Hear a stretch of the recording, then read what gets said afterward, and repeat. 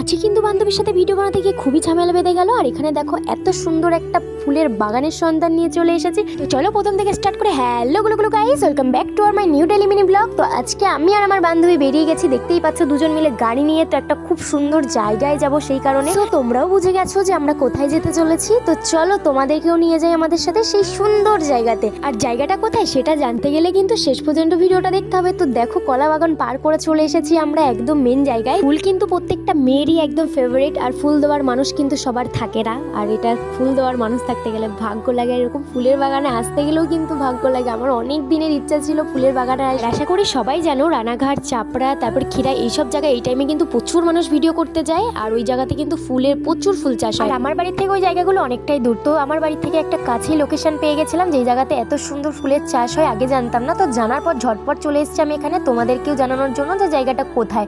তো দেখো ফুল দেখে তো আমি একদম ছুটে চলে গেলাম। আমি কিন্তু প্রচুর ভালোবাসি ফুল, ফুল গাছ।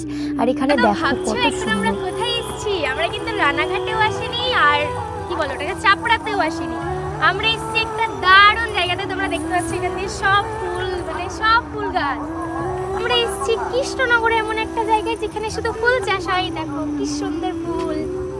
তোমরা কারা কারা আসতে চাইছো অবশ্যই কমেন্টে জানাও, আমি লোকেশন দিয়ে দেবো।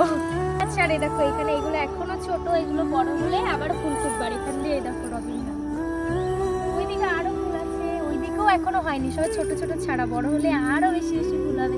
চলো আরো পুরোটা ঘুরে নিয়ে তোমাদেরকেও দেখাবো সাথে। চলো এই দেখো এগুলো কি ফুল আমি না জানি না, তোমরা যারা যারা জানো অবশ্যই আমাকে কমেন্ট করে জানিও তো যে এগুলো কি ফুল। এই দেখো, তুই কি জানিস এগুলো কি ফুল? একদম জানিস না?